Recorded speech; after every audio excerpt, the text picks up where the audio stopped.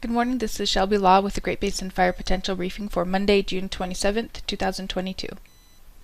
The fire potential impacts for the next couple of days are shown here. We have a couple of things going on. First, still some moisture lingering, mainly over central and eastern Utah, the higher elevations there. That'll be with us through the next couple of days and possibly beyond.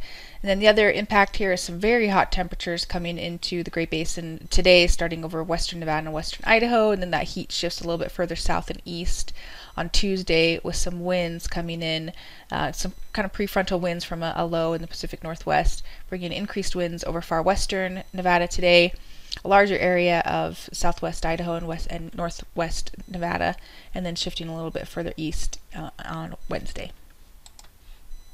Past 24 hours of precip and lightning is shown here. We had a pretty active day over the higher elevations of south central Utah and the Arizona Strip with some lightning and some precipitation which accompanied those thunderstorms.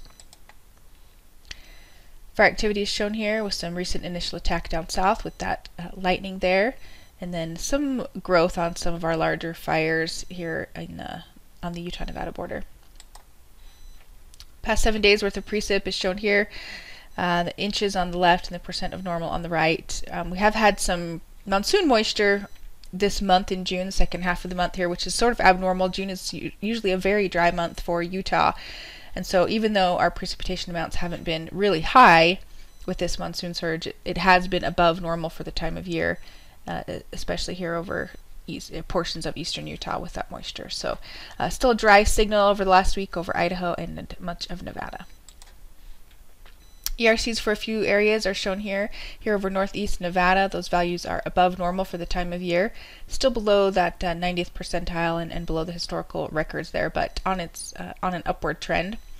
And then here over the south central Utah mountains, those values have decreased quite rapidly, back down to even below normal for the time of year, based off those daily thunderstorms that have been in the area for a week or so now.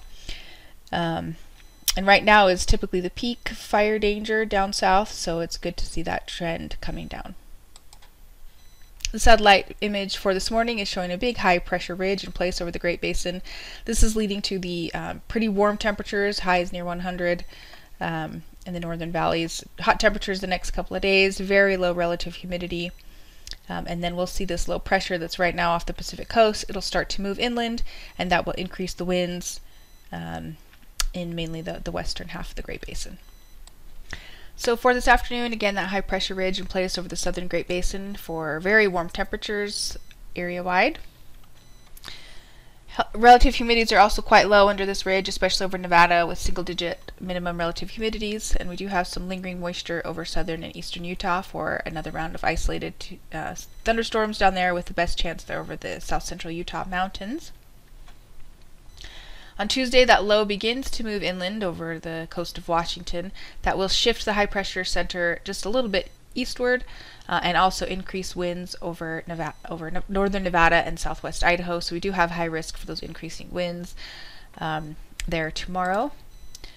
Minimum relative humidities remain very low over these areas as well. And a closer look at the wind speeds here over northern Nevada and southwest Idaho is showing gusts up to 35 miles an hour or so. So 35, maybe 40. Not the strongest wind event, but definitely of concern, especially with the minimum relative humidities where they are and the heat. Maximum temperatures for Monday and Tuesday are also so pretty high on Monday. We can see the main heat there over western Nevada and into western Idaho, and then on Monday the heat shifts a little bit further eastward into western Utah. We actually see temperatures coming down just a bit across the west on Tuesday as that low moves a little bit closer. On Wednesday, the low moves inland. It stays north of the Great Basin, of course, but we feel the impacts in the way of slightly cooler temperatures and continued gusty winds, but no high risk on Wednesday. Still some lingering moisture down south.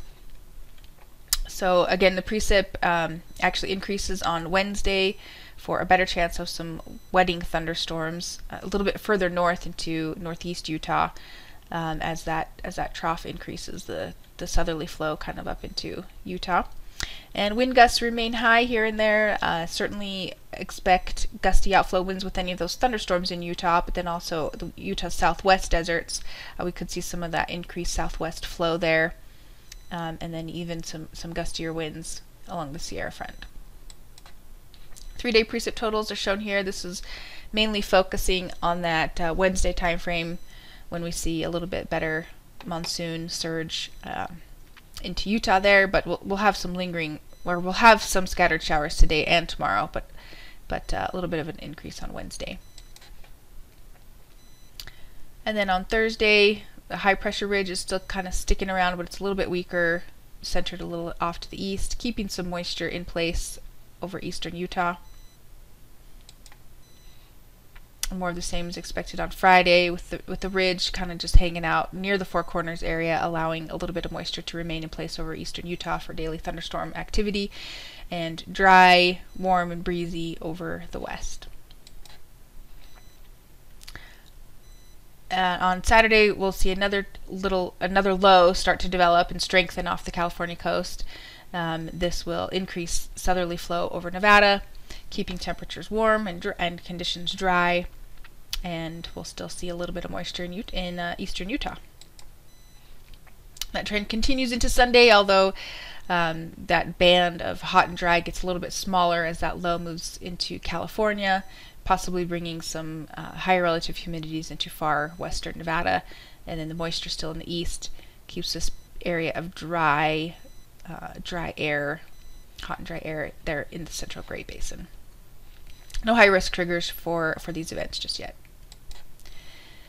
The 7-day precip totals, still highlighting Utah, central and eastern Utah as the area for precipitation, but over the course of this full 7 days we do see some higher amounts coming in, up to a half an inch or so possible throughout the period over these higher elevations. The extended forecast for July 4th through the 10th puts a cool trend off the California coast. Again, we are seeing the series of troughs moving in, keeping things unusually cool for the first part of July. But still dry over Nevada and much of Utah. Some above normal trends there in the Pacific Northwest as those lows come in, but most of that precip staying out of the Great Basin. And with these troughs moving into the west, that will force the monsoon moisture to the east of the Great Basin, so we may see a little bit of a drying pattern there in eastern Utah as we make our way into the second week of July. But we'll just see, depending on where this ridge actually ends up, we'll determine where the moisture comes, if it's going to come into Utah or mainly stay in Colorado. This concludes today's fire potential briefing. Please check back tomorrow for the latest updates.